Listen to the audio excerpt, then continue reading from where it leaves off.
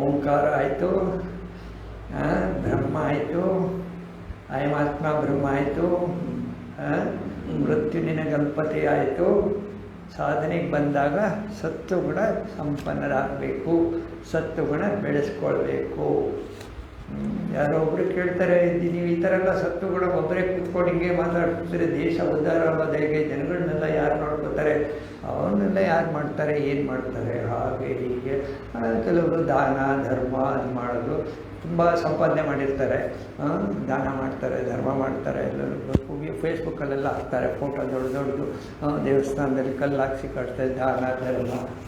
ಈ ದಾನ ಧರ್ಮದಲ್ಲಿ ಒಂದು ಸ್ವಲ್ಪ ತಪ್ಪಿದೆ. ಹೇಳೋದು ಏನು ತಪ್ಪಿದೆ? ಎಷ್ಟು ದಿವಸ ನೀವು ದಾನ ಮಾಡ್ತೀರಾ? ಎಷ್ಟಂತ ಮಾಡ್ತೀರಾ? ಉಪಯೋಗ ಎಷ್ಟಾಗುತ್ತೆ? ಎಷ್ಟು ದಿನ ಮಾಡ್ತೀರಾ? ನಿಮ್ಮ ಹತ್ರ ಎಷ್ಟು ದುಡ್ಡಿದೆ? ಎಷ್ಟು ಜನ ಇದ್ದಾರೆ ಹೊರಗಡೆ ನಿರ್ಗತಿಕರು? ನೀವು ಎಷ್ಟು ಮಾಡ್ತೀರಾ? ಎಷ್ಟು ದಾನ ಮಾಡ್ತೀರಾ? That will also become A burden. ನಿಮ್ಮ ಒಳ್ಳೆ ಕೆಲಸ ಕೂಡ ಧರ್ಮ ಅಳವಡಿಸೋದು ಕೂಡ ನಿಮಗೊಂದು ಬರ್ಡನ್ ಆಗುತ್ತೆ. ಆವಾಗ ನೀವು ಧರ್ಮವನ್ನೇ ಕ್ವಶನ್ ಮಾಡಬೇಕಾಗುತ್ತೆ.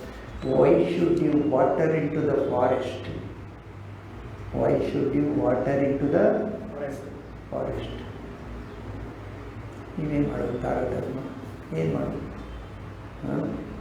ಯೋಚನೆ ಮಾಡಿ. It pricks you. ಒಂದು ದಿವಸ ನಿಮಗಿಂತ ನಾನೇನು ಮಾಡ್ತಾಯಿದ್ದೀನಿ? ನಾನೇನು ದಾನ ಮಾಡ್ತಾಯಿದ್ದೀನಿ? ನಾನೇನು ಧರ್ಮ ಮಾಡ್ತಾಯಿದ್ದೀನಿ? ನನಗೇನಾಗ್ತಾಯಿದೆ ಒಳಗೆ? You do it. ನಿಮ್ಮ ಮನಸ್ಸಿಗೆ ಆ ಸಮಾಧಾನ ಬಂದರೆ ಮಾಡಿ. ಇಲ್ಲ ನನ್ನಿಂದ ಅವ್ನು ಡೆವಲಪ್ ಆಗಿ ನಾನು ಅಷ್ಟು ಜನಕ್ಕೆ ಮಾಡಿದ್ದೀನಿ, ಇಷ್ಟು ಜನಕ್ಕೆ ಮಾಡಿದ್ದೀನಿ, ಹಾಗೆ ಮಾಡಿದ್ದೀನಿ, ಹೀಗೆ ಮಾಡಿ ನಾನು ಇಲ್ಲೇ ಇದೆ ಅಂದರೆ you are unnecessarily bloating your ego. You are going away from ಅಧ್ಯಾತ್ಮ. ದಾನ ಧರ್ಮ ನಮ್ಮನ್ನು ಸತ್ವಗುಣಕ್ಕೆ ತಗೊಳ್ಬೇಕು. ರಜೋಗುಣದಿಂದ ಸತ್ವ. ಪುರಂದರದಾಸರು ದಾನ ಮಾಡಿದ್ದು ಯಾವಾಗ? ವೈರಾಗ್ಯ ಬಂದ. ಹೇಗೆ ದಾನ ಮಾಡಿದ್ರು? ಮನೆಯಲ್ಲೆಲ್ಲ ಕೊಟ್ಬಿಟ್ರು. ಆಮೇಲೆ ಹೋಗ್ತೀನಿ ಅಂತ ಹೇಳಿದ್ರು. ಅದು ದಾನ. ನೀವು ಜೋಬಲ್ಲಿ 2 ರೂಪಾಯಿದು ಕೊಡಿ ಕಾಯಿನ್ಸು ಅಲ್ಲಿ ಹಾಕಬೇಕು, ಕೊಡಿ ಹಾಕ್ತೀನಿ. ಏನು ದಾನ ಇದು? ಚಿಲ್ಲರೆಗೆ ಒಂದಿಷ್ಟು ಮಾಡ್ಕೊಂಡು ಹೋಗೋದು, ಹಾಕ್ತೀನಿ. ಯಾರಿಗೆ ಮೋಸ ಮಾಡೋದು? ಇದು ಕೇಳಿರ್ತಾರೆ, too foolishly satisfied. Too foolishly satisfied and things are easy. ಅಧ್ಯಾತ್ಮ ಏನು ಹೇಳುತ್ತೆ? ನೀವೇನು ಮಾಡ್ತಾ ಇದ್ದೀರಾ? ನೀವು ಮಾಡಿರೋದು ಯಾವ ದಿಕ್ಕಿಗೆ ಹೋಗ್ತಾ ಇದೆ? ಸೊ ಈಗ ಇಲ್ಲಿ ಸ್ವಲ್ಪ ನಾವು ಆಚೆ ಬಂದವು ಉಪನಿಷತ್ತಿಂದ. ಯಾಕೆಂದರೆ ಬರೀ ಉಪನಿಷತ್ತು ಹೇಳಿದರೆ ನಮ್ಮಲ್ಲಿ ನಮ್ಮ ಸಿಸ್ಟಮ್ಮು ಅದನ್ನು ಅರಗಿಸ್ಕೊಳ್ಳೋಕ್ಕಾಗಲ್ಲ. ಸ್ವಲ್ಪ ಪುಷ್ ಬೇಕು, ಅದಕ್ಕೆ ಇದು ಬೇಕು, ಸಾಧನೆಗೆ ಅನುಕೂಲ ಆಗಬೇಕಂತ ಸರಿ ಆ ಇದಕ್ಕೆ ತಗೊಂಡ ಏಷ ಸರ್ವೇಶ್ವರ, ಏಷ ಸರ್ವಜ್ಞ, ಏಷ ಸರ್ವಂತರ್ಯಾಮಿ, ಯೋನಿ ಸರ್ವಸ್ಯ ಪ್ರಭವ ಅಪ್ಯಯೈ ಭೂತಾನ. ಇವನು ಯಾರು? ಏಷ ಸರ್ವೇಶ್ವರ. ಯಾರು? ನಿಮ್ಮ ನಿದ್ರಾವಸ್ಥೆಯಲ್ಲಿರುವವನು ಸರ್ವೇಶ್ವರ. ನಾವು ಸರಿ ನೋಡ್ದು ಪ್ರಾಜ್ಞಾ ಅಂದರೆ ಪ್ರಾಣ, ಪ್ರಾಣತತ್ವ, ಪ್ರಾಜ್ಞತತ್ವ. ಈಗ ನೀವು ನಾನು ನೀವು ಬೇಡ, ನಾನು ಸತ್ತರೆ ನಾನು ಏನಾಗ್ತೀನಿ? ಪ್ರಾಣತತ್ವ ಹಿಡ್ಕೊಳ್ಳಿ, ಪ್ರಾಜ್ಞತತ್ವ ಹಿಡ್ಕೊಳ್ಳಿ. ಸುಮ್ಮನೆ ಅನಲೈಸ್ ಮಾಡಿ ಏನಾಗ್ತೀನಿ ನಾನು. ನಿಮ್ಮ ಕತೆ ಗೀತೆ ಎಲ್ಲ ಬಿಟ್ಬಿಡಿ. ನಿಮ್ಮ ಗರುಡ ಪುರಾಣ ಅದು ಇದು ಆ ಲೋಕಗಳು ಅದೆಲ್ಲ ಪಕ್ಕದಲ್ಲಿಡಿ. ಈಗ ಸುಮ್ಮನೆ ನಮ್ಮ ಕಾಮನ್ ಸೆನ್ಸ್ಗೆ ಸ್ವಲ್ಪ ತಗೊಂಡು ನಾನು ಸತ್ತರೆ ನಾನು ಏನಾಗ್ತೀನಿ? ಪ್ರಾಣ ವಿಸ್ತಾರ ಆಗುತ್ತೆ. ಪ್ರಾಣ ವಿಸ್ತಾರ ಆಗುತ್ತೆ. ಪ್ರಾಣ ಯಾಕೆಂದರೆ ಒಂದು ಮಡಿಕೆಯನ್ನು ಓಡಿದ್ರೆ ಮಡಿಕೆಯಲ್ಲಿರೋ ಸ್ಪೇಸು ಹೊರಗಡೆ ಸ್ಪೇಸು ಒಂದಾಗಿಬಿಡುತ್ತೆ. ಆಯ್ತು. ಆಮೇಲೆ ಈಗ ನೀವು ರಾತ್ರಿ ಮಲಗ್ತೀರಾ. ಮಲಗಿದಾಗ ನಿಮಗೆ ಸ್ವಯ ಇರಲ್ಲ, ಜ್ಞಾನ ಇರಲ್ಲ. ಬೆಳಿಗ್ಗೆ ಹೇಳ್ತೀರಾ. ಹೇಳುವಾಗ ನಿಮ್ಮ ಮೆಮೊರಿ ಎಲ್ಲ ಹಾಗೆ ಬರುತ್ತಲ್ಲ, ಅದೆಲ್ಲಿತ್ತು? ಕಮಾನ್, ಎಲ್ಲಿತ್ತು? ಸುಷುಪ್ತಿದೆ ಎಲ್ಲಿತ್ತು ಅದು ಎಲ್ಲಿತ್ತು? ಕಂಪ್ಯೂಟರಲ್ಲಿ ಹೇಳ್ತೀರಾ ಹಾರ್ಡ್ ಡಿಸ್ಕಲ್ಲಿ ಇತ್ತು ಅಂತ. ಪ್ರಾಣದಲ್ಲೇ ಇತ್ತು ಅಂತ ಹೌದು, ಮೆದುಳು ಕೋಶ ಅಂತಾರೆ. ಪ್ರಾಣದಲ್ಲೇ ಇತ್ತು, ಅದು ಪ್ರಾಣದಲ್ಲಿ ಇತ್ತು. ಅದೇ ಹೊರಗೆ ಬಂದಿದೆ ಅಷ್ಟೇ. ಅದು ನಿಮ್ಮ ಇಕ್ವಿಪ್ಮೆಂಟಲ್ಲಿ ನಿಮ್ಮ ಆಲೋಚನೆಗಳಲ್ಲಿ ಅವ್ರ ಆಲೋಚನೆ ನೀವೆದ್ದಾಗ ಬರಲ್ಲ. ನೀವೆದ್ದಾಗ ನಿಮ್ಮ ಆಲೋಚನೆ ಬರುತ್ತೆ. ನೀವೇ ಆಲೋಚನೆ ನಿಮ್ಮ ಆಲೋಚನೆ ಮನಸ್ಸಿರಲ್ಲ. ಮನಸ್ಸಿಂದ ಸೂಕ್ಷ್ಮ ಪ್ರಾಣದಲ್ಲಿರುತ್ತೆ. ಪ್ರಾಣದಲ್ಲಿ ಹೇಗಿರುತ್ತೆ? ಬೀಜ ರೂಪದಲ್ಲಿರುತ್ತೆ. ಒಪ್ಕೊಂಡ್ರ? ನಿದ್ದೆಯಲ್ಲಿ ಬೀಜ ರೂಪದಲ್ಲಿರುತ್ತೆ. ಎಚ್ಚರಿಕೆ ಬಂದಾಗ ನಿಮ್ಮನ್ನ ಪ್ರೊಜೆಕ್ಟ್ ಮಾಡುತ್ತೆ. ಸಾಯವಾಗಲೂ ಅದೇ ಆಗುತ್ತೆ. ಸಿಂಹೋ ವಾ ವೃಕೋ ವಾ ಮಶಕೋ ವಾ ಕೀಟೋ ವಾ ವ್ಯಾಘ್ರೋ ವಾ ತತ್ ಜಾರಕರ್ಮವಾಂಕಿತಾನಿ ತತ್ ಪ್ರವಿಶಂತಿ. ಛಾಂದೋಗ್ಯ ಉಪನಿಷತ್ತು ಹೇಳ್ತಾರಾ? ಮತ್ತೆ ಭಯ. ಈಗ ಭಯ ಏನು? ನೀವು ನಾಗರಾಜನ್ನವರು ಇನ್ಯಾರೋ ಜನಾರ್ದನ್ ಅಂತ ಇನ್ನೊಂದು ರೂಪದಲ್ಲಿ ನಿಮ್ಮ ವಾಸನೆಗಳು ಆ ಸ್ಪಂದನ ಆ ಕಡೆ ಬರುತ್ತೆ. ಈಗ ಭಯ ಯಾಕೆ? ಭಯ ಇರಲ್ಲ. ಭಯ ನಮಗೆ ಅಷ್ಟು ಮಟ್ಟಿಗೆ ಶಾಸ್ತ್ರದಲ್ಲಿ ನಂಬಿಕೆ, ಗುರುವಿನಲ್ಲಿ ನಂಬಿಕೆ, ನಮ್ಮ ಋಷಿವಾಕ್ಯದಲ್ಲಿ ನಂಬಿಕೆ, ಆಮೇಲೆ ಈ ದೇಹಾಭಿಮಾನದ ಮೇಲೆ ಆದಷ್ಟು ಅದಕ್ಕೇನು ಬೇಕು? ದೇಹಕ್ಕೆ ಈಗ ನಿಮ್ಮ ಮನೇಲಿ ಪ್ರಾಣಿ ಸಾಕ್ತೀರ, ನಾಯಿ ಸಾಕ್ತೀರ. ಆ ನಾಯಿಗೆ ಏನು ಬೇಕು ಅದಕ್ಕೆ ಕೊಡೋದು. ಹಾಗೆ ದೇಹಕ್ಕೆ ಏನು ಬೇಕು ಅದು ಆ ಥರ ನೋಡ್ಕೊಂಡು ಸಾಕ್ಕೊಳ್ಳಿ. You are a trustee to your body. Trustee of body. ಧರೆಯ ಕೋಸಲ. ಧರೆ ಈ ಭೂಮಿ ಕೋಸಲ ರಾಜ್ಯ. ಪರಬ್ರಹ್ಮನೇ ರಘುವರನು. ರಾಮಚಂದ್ರ ಪರಬ್ರಹ್ಮ. ಭರತನವರು ಅನುಪಾಲಕ್ರಿಯರು. ನಾವು ಭರತಂತರ ನಾವೆಲ್ಲ ಸೇವೆ ಮಾಡೋರು. ಅರಸನೋಳಿಗ ನಮ್ಮ ಸಂಸಾರದ ಆಡಳಿತ. ನಮ್ಮ ಸಂಸಾರ ಇದೆಲ್ಲ ನಾವು ಕ್ರಿಯೇಟ್ ಮಾಡಿದ್ದಲ್ಲ, ಅವೆಲ್ಲ ಪ್ರಕೃತಿಯಿಂದ ಬಂದಿದ್ದದು. ಅದು ಆಡಳಿತ ನಾವು ಭಗವಂತನೇ ಮಾಡುವ ಸೇವೆ. ಅರಸನೋಳಿಗ ನಮ್ಮ ಸಂಸಾರದ ಆಡಳಿತ. ಹರುಷದಿಂ ಸೇವಿಸಲು ಮಂಕುತಿಮ್ಮ. ಹರುಷದಿಂ ಸೇವಿಸಲು ಮಂಕುತಿಮ್ಮ. ಹರುಷದಿಂದ ನೀವು ಸೇವಿಸಿದರೆ ನೀವು ಪುರುಷಾರ್ಥ. ಅಯ್ಯೋ ನಿಂಗಂದ ಅವನಂಗಂದ ನನ್ನ ಮಾತು ಕೇಳಲ್ಲ ಅಂದರೆ ಪ್ರಾರಬ್ಧ. Got it? ಅವರವ್ರನ್ನ ಅವ್ರವ್ರ ಪಾಡಿಗೆ ಯೋಚನೆ ಮಾಡೋಕ್ಕೆ ಬಿಟ್ಬಿಡಿ. ಅವ್ರವ್ರಿಗೆ ಫ್ರೀಡಮ್ ಕೊಟ್ಬಿಡಿ. ನೀವು ಫ್ರೀ ಆಗಿರಿ. ಎಲ್ಲಿ ಪ್ರಾಬ್ಲಮ್ ಇದೆ? ಎಲ್ಲಿದೆ? ತಂದೆ ಅವ್ನು ನನ್ನ ಮಾತು ಕೇಳ್ತಾ ಇಲ್ಲ, ಅಲ್ಲಿ ಪ್ರಾಬ್ಲಮ್ ಸ್ಟಾರ್ಟ್ ಆಯಿತು. ಇದು ಯಾಕೆ ಬೇಕು? ಕೇಳಲ್ಲ ಅಷ್ಟೇ.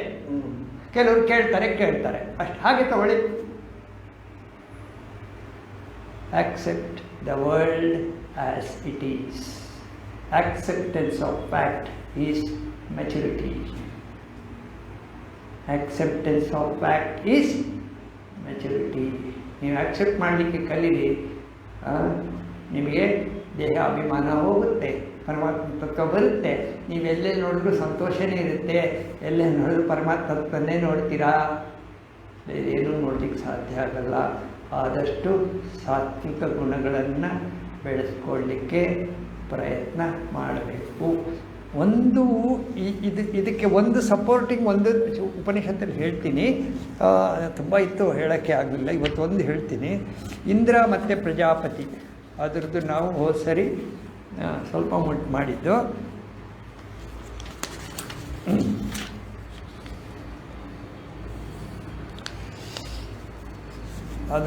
ಅದರಲ್ಲಿ ಸ್ವಲ್ಪ ಇದ್ರದ್ದು ಬರುತ್ತೆ.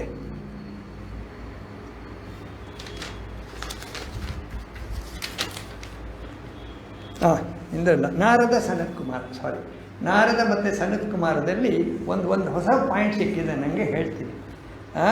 ಅಲ್ಲಿ ಭೂಮ ಅಂತ ಬರುತ್ತೆ. ಏನು ಭೂಮ ಅಂದರೆ ಇಷ್ಟೊತ್ತು ಮಾತಾಡ್ದಲ್ಲ, ಸರ್ವವ್ಯಾಪಕತ್ವ. ನಾರದ ಸನತ್ ಕುಮಾರ, ನಾರದನಿಗೆ he goes to Sanat Kumara with a heavy heart. ಅಷ್ಟು ದೊಡ್ಡ ಯೋಗಿ ಸನ್ಯಾಸಿ.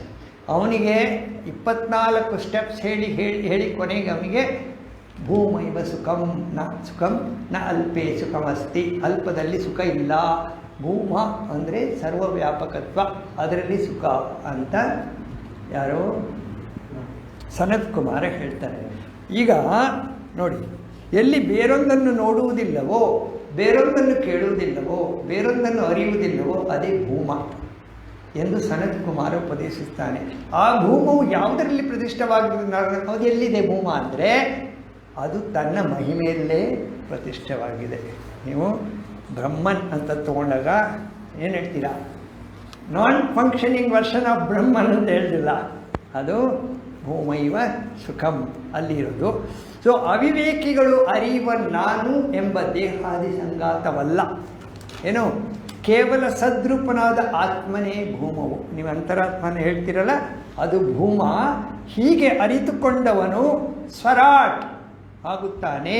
ಅವನಿಗೆ ಸರ್ವಲೋಕಗಳಲ್ಲಿ ಸ್ವಚ್ಛಂದ ಗತಿ ಇರುತ್ತದೆ.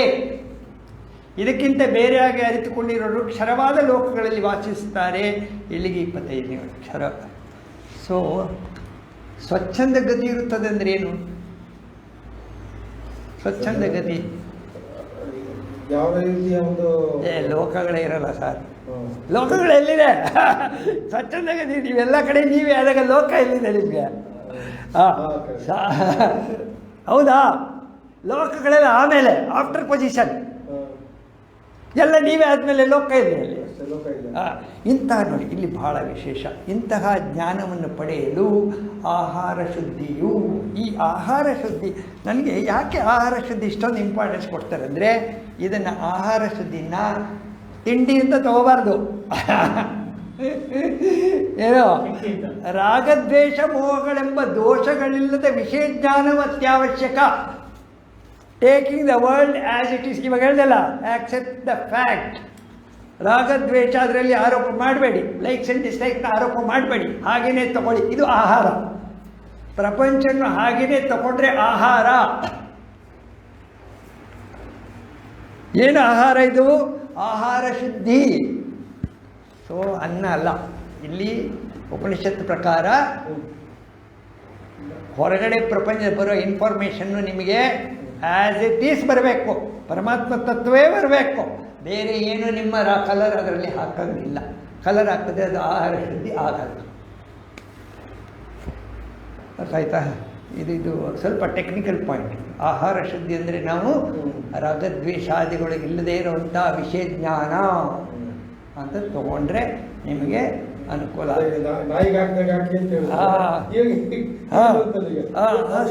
ಹೌದು, ಆಹಾರ ಈ ಥರ ತಗೋಬೇಕು. ಆಹಾರ ಶುದ್ಧಿ ಆದಾಗ ಅಂತಃಕರಣ ಶುದ್ಧವಾಗುತ್ತದೆ. ಅಂತಃಕರಣ ಶುದ್ಧವಾದಾಗ ಭೂಮಾತ್ಮನಲ್ಲಿ ಧ್ರುವವಾದ ಸ್ಮೃತಿ ಉಂಟಾಗುತ್ತದೆ. ನಿಮಗೆ ಅಲ್ಲಿ ಕನ್ವಿಕ್ಷನ್ ಬಂದುಬಿಡುತ್ತೆ, ನನ್ನ ಸ್ವರೂಪ ಅದು, ನನ್ನ ಸ್ವರೂಪ ಅದು. ಇದೆಲ್ಲ ಸುಮ್ಮನೆ ಬುರುಡೆ ಪಳ್ಳು, ಏನು ಉಪಯೋಗ ಇಲ್ಲ, ನಂಗೆ ಸಾವಿಲ್ಲ, ಈ ಥರ ಎಲ್ಲ ಒಳ್ಳೆ ಆಲೋಚನೆಗಳು ಬರ್ತವೆ. ಬಂದಾಗ ಏನಾಗುತ್ತೆ?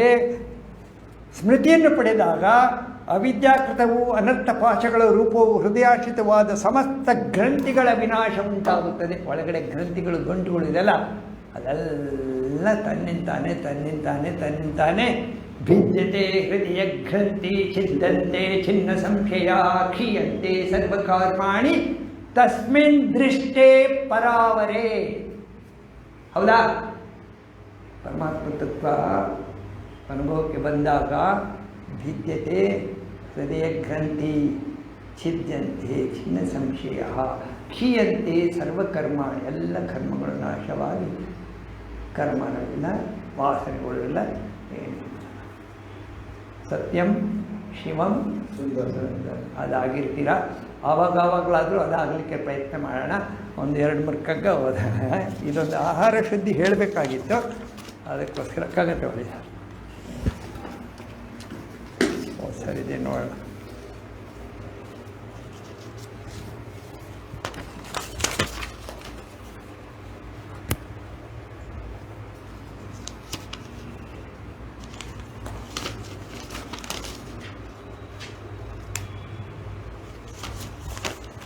ಎರಡು ಕಗ್ಗ ಮಾಡೋಣ. 685 ನಮ್ಮ ಇಷ್ಟೊತ್ತು ಡಿಸ್ಕಸ್ ಮಾಡಿದ್ದಕ್ಕೆ ಸ್ವಲ್ಪ ಅನುಕೂಲ ಆಗಲಿ ಅಂತ. ತುಂಬ ಕಗ್ಗ ಬಂದುಬಿಟ್ಟಿದೆ ಮೊದಲೇ. 685 ಅದಕ್ಕೆ ನಾವು ಕಗ್ಗ ಕ್ಲಾಸ್ ಅಂತ ಇಟ್ಟಿರೋದು. ಉಪನಿಷತ್ತು ಆದರೂ ಕೂಡ ಕಗ್ಗ ಕ್ಲಾಸ್. 685 ನೋಡಿದ್ರಾ?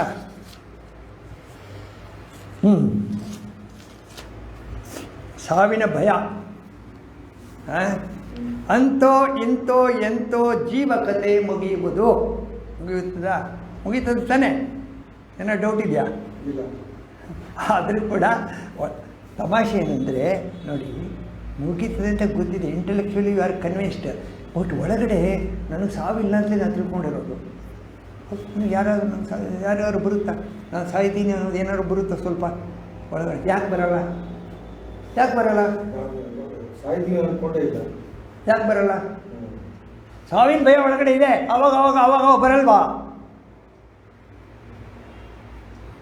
ಒಂದು ಲೈಟ್ ಥರ ಬರುತ್ತೆ, ಹೊರಟೋಗುತ್ತೆ. ಯಾಕೆಂದ್ರೆ ಸಾಯೋದು ನಿಶ್ಚಯ ಅಂತ ಆಗಿರೋದು. ನಿಶ್ಚಯ ಅಂತ ಒಳಗಡೆ ಆಗಿಲ್ವಲ್ಲ, ಭಯ ಇದೆಯಲ್ಲ. ಆಗ ಹೋಗ್ಬಿಟ್ರೆ, ಹಿಂಗೆ ಹೋಗ್ಬಿಟ್ರೆ, ಅಲ್ಲೋಗ್ಬಿಟ್ರೆ. ಆದರೆ ಒಳಗಡೆ ಸಾವಿನ ಭಯ ಬರಲಿಲ್ಲ. ಸಾಯ್ತೀನಿ ಅಂತ ನಿಮ್ಗೆ ಒಂದ್ಸರಿ ಅನಿಸಲ್ಲ. ನೋಡಿ, ಯೋಚನೆ ಮಾಡಿ, ಸಾಯ್ತೀನಿ ಅಂತ ಏನಾರು ಅನಿಸುತ್ತೆ ಯಾವಾಗ? ನನಗೆ ಅನಿಸಿತ್ತು ಒಂದು ಸಾರಿ, ಜಸ್ಟ್ ಕೊಲ್ಯಾಪ್ಸಿಂಗ್, ಹಾರ್ಟ್ ಅಟ್ಯಾಕ್ ಆದಾಗ ಹೋಗ್ತೀನಿ ಅಂತ ಅನ್ನಿಸ್ತು. ಹೋಗ್ತೀನಿ ಅಂತ ಆರಾಮಾಗಿ ಅನ್ನಿಸ್ತು, ಭಯ ಇರಲಿಲ್ಲ. ಹೋಗ್ತೀನಿ ಅಂತ ಅನ್ನಿಸ್ಬೇಕಾದ್ರೆ ಎಷ್ಟು ಕಗ್ಗ ಒಳಗಡೆ ಹೋಗಿರುತ್ತೆ. You got it? You got the point? ಹೋಗ್ತೀನಿ ಅಂತ ಅನ್ನಿಸ್ಬೇಕಾದ್ರೆ ಎಷ್ಟು ಕಗ್ಗ ಒಳಗಡೆ ಹೋಗಿರುತ್ತೆ. ಯಾಕೆಂದರೆ ಒಳಗಡೆ ಇರೋ ಅಂತರಾತ್ಮನಿಗೆ ಸಾವು ಇಲ್ಲ. ಅದಕ್ಕೆ ನಮಗೆ ಸಾಯ್ತೀನಿ ಅಂತ ಅನಿಸಲ್ಲ. ಮನಸ್ಸಿನ ಮಟ್ಟದಲ್ಲಿ ಭಯ. ಅಂತರಾತ್ಮನಿಗೆ ನೋಡಿ, ಭಾಳ ಸೂಕ್ಷ್ಮ. ಅಂತರಾತ್ಮನಿಗೆ ಸಾವಿಲ್ಲ, ಮನಸ್ಸಿನಲ್ಲಿ ಭಯ. ಇದೆರಡು ದ್ವಂದ್ವ, ಇದೆರಡು ಒಳಗಡೆ ಸೇರ್ಕೊಂಡು ಕೋಲಾಹಲ ಮಾಡ್ತಾ ಇದೆ.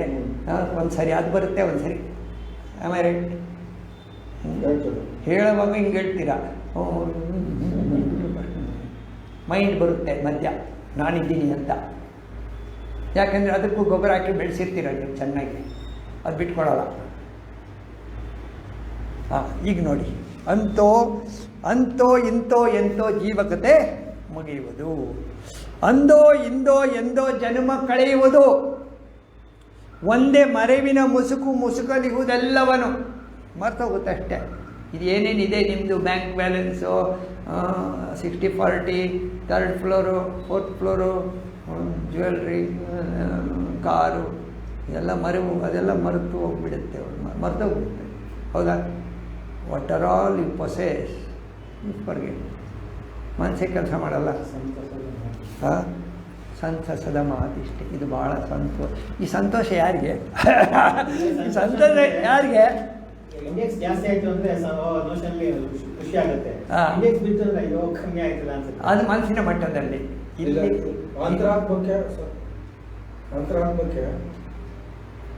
ಅಂತರಾತ್ಮದಲ್ಲಿ ಸಂತೋಷ ಇಲ್ವಲ್ಲ. ಸಂತೋಷ ಮನಸ್ಸಿನ ಮಟ್ಟದಲ್ಲಿಲ್ವ. Joy and sorrow. ಸೊ ಮನಸ್ಸು ಯಾವಾಗ ಅಂತರಾತ್ಮದ ಮಟ್ಟಕ್ಕೆ ಹೋಗಿ ಅಲ್ಲಿ ಕನ್ವಿಕ್ಷನ್ ಪಡೀತದೆ, ಆವಾಗ ಮನಸ್ಸು ಅನ್ನುತ್ತೆ, ಹೋದೆ ಬಿಡ, ನಾನು ಹೋಗ್ತೀನಿ. ಸಾಲೋಕ್ಯ, ಸಾಮೀಪ್ಯ, ಸಾರೂಪ್ಯ, ಸಾಯುಜ್ಯ. ರಾಮ, ಒಂದು ಲಾಸ್ಟ್ ಸೆಂಟೆನ್ಸ್ ಹೇಳ್ತೀನಿ, ಕಗ್ಗ ಒಂದೇ ಸಾಕು. ರಾಮನಿಗೆ ಹನುಮಂತ ಹೇಳ್ತಾನೆ, ಹನುಮಂತ ಆಂಜನೇಯ, ದೇಹದ ಮಟ್ಟದಲ್ಲಿ ನಾನು ನಿನ್ನ ಸೇವಕ, ಮನಸ್ಸಿನ ಮಟ್ಟದಲ್ಲಿ ನಾನು ನಿನ್ನ ಭಕ್ತ, ಆತ್ಮನ ಮಟ್ಟದಲ್ಲಿ ಬಂದರೆ ನಾನು ನೀನು ಒಂದೇ.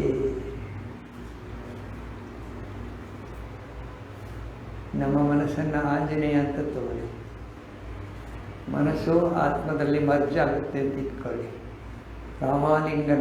ರಾಮಾಲಿಂಗನ ನೋಡಿದ್ದೀರಲ್ಲ, ಏನದು? ಇದಾಗಬೇಕು.